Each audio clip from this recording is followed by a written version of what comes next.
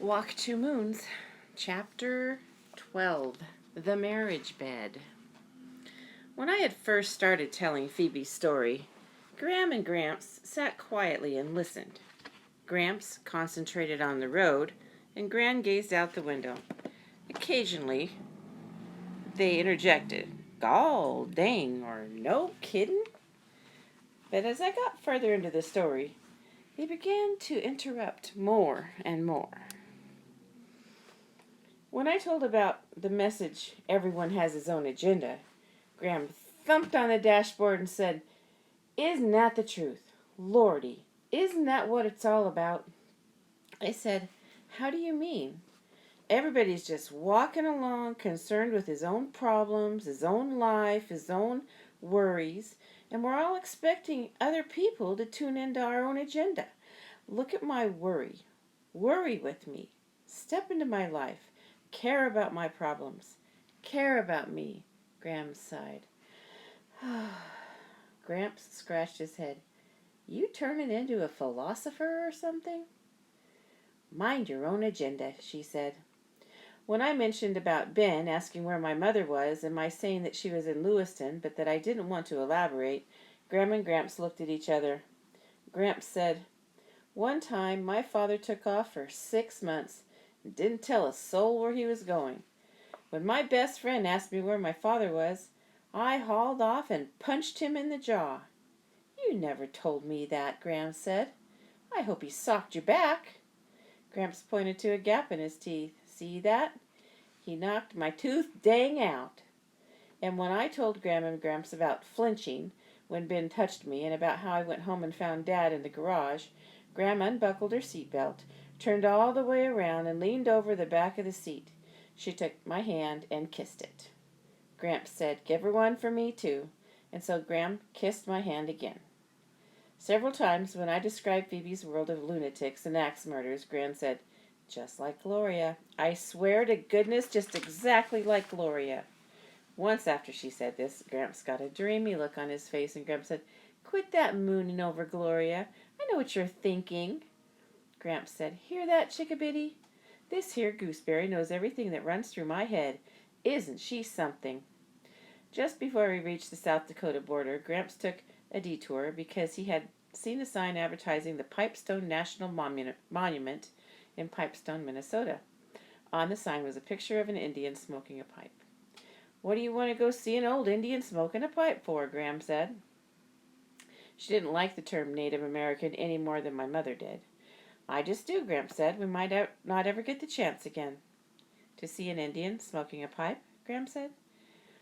"Will it take very long?" I asked as the air screamed, "Hurry, hurry, hurry." "Not too long, Chickabiddy. We've got to cool off our carburetors. These roads are taking the poop out of me."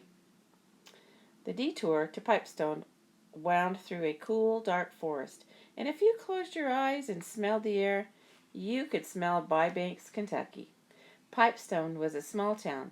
Everywhere we went, people were talking to each other, standing there talking, or sitting on a bench talking, or walking along the street talking.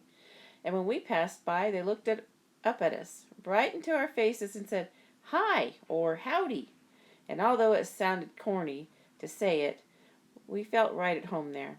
It was so like Bybanks, where everyone you see stops to say something because they know you and have known you their whole lives. We went to Pipestone National Monument and saw Indians thunking away at the stone in the quarry. I asked one if he was a Native American, but he said, "No, I'm a person." I said, "But are you a Native American person?" He said, "No, I'm an American Indian person." I said, "So am I, in my blood." We watched other American Indian persons making pipes out of the stone. In the Pipe Museum, we learned more about pipes than any human being ought to know. In a little clearing outside the museum, an American Indian person was sitting on a tree stump smoking a long peace pipe. After watching him for about 5 minutes, Gramps asked if he could try it. The man passed Gramps the pipe. Gramps sat down on the grass, took 2 puffs, and passed it to Gram. She didn't even blink. She took 2 puffs and passed it to me. There was a sweet, sticky taste on the end of the pipe. With the stem in my mouth, I gave it 2 little kisses, which is what it looked like Gram and Gramps had done. The smoke came into my mouth, and I held it there while I passed the pipe back. I held that smoke in my mouth while Gram and Gramps puffed some more. I was feeling slightly wang-doodled. I opened my mouth a wee bit, and a tiny stream of smoke curled out from the air. And when I saw that, for some reason, I was reminded of my mother. It didn't make any sense, but my brain was saying, "There goes your mother." And I watched the trail of smoke disappear into the air. In the shop, attached to the pipe museum, Gramps bought 2 peace pipes. One was for him, and one was for me. "It's not for smoking with," he said. "It's for remembering with." That night, we stayed in Injun Joe's Peace Palace Motel. On a sign in the lobby, someone had crossed out Injun and written Native American. So the whole sign read Native American Joe's Peace Palace Motel.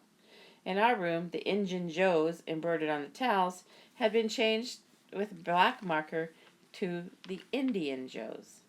I wished everybody would just make up their minds. By now, I was used to staying in a room with Gram and Gramps. Every night when they climbed into the bed, they lay right beside each other on their backs, and Gramps said, every single night, "Well, this ain't our marriage bed, but it will do."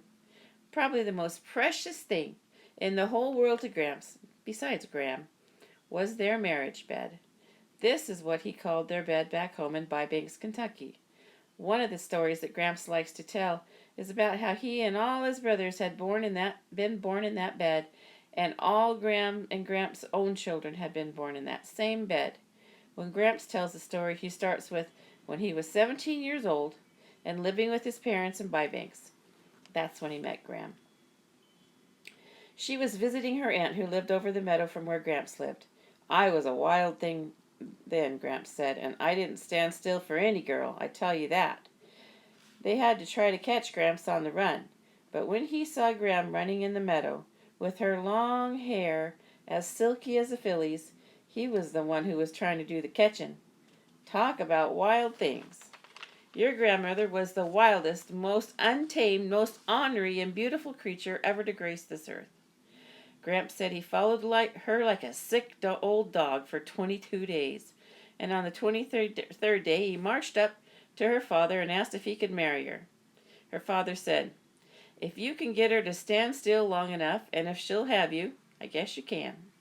When Gramps asked Gram to marry him, she said, "Do you have a dog?" Gramps said, "Yes, as a matter of fact.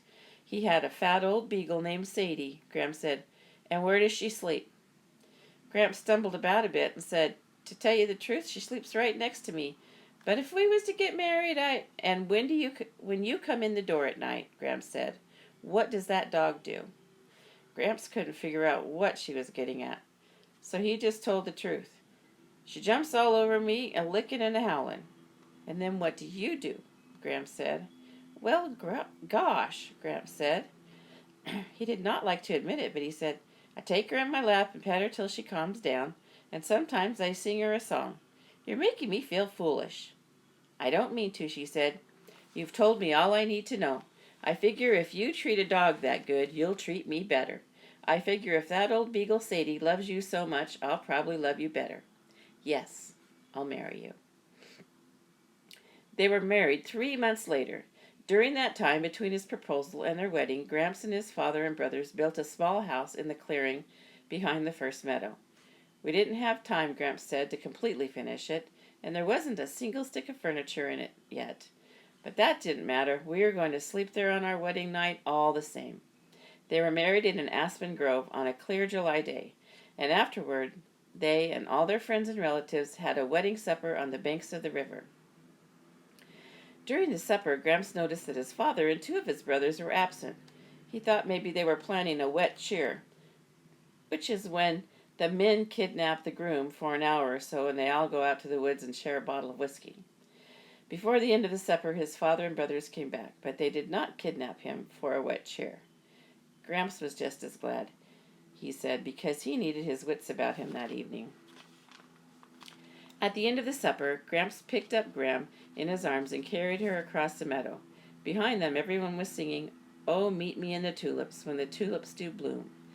This was what they always sing at weddings when the married couple leaves. It's supposed to be a joke, as if Grams and Gramps were going away by themselves and might not reappear until the following spring when the tulips are in bloom.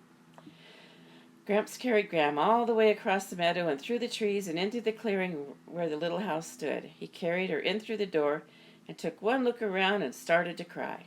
The reason Gramps cried when he carried Gram into the house was that there, in the center of the bedroom, stood his own parents' bed. The bed that Gramps and each of his brothers had been born in. The bed his parents had always slept in. This was where his father and brothers had disappeared to during the wedding supper. They had been moving the bed to Gram and Gramps' new house. At the foot of the bed, wiggling and slurping, was Sadie, Gramps' old beagle dog. Gramps always ends his story by saying, "That bed has been around my whole entire life, and I'm going to die in that bed, and when that bed will know everything there is to know about me." So each night on our trip to Idaho, Gramps patted the bed in the motel and said, "Well, this ain't our marriage bed, but it will do," while I lay in the next bed wondering if I will ever have a marriage bed like theirs.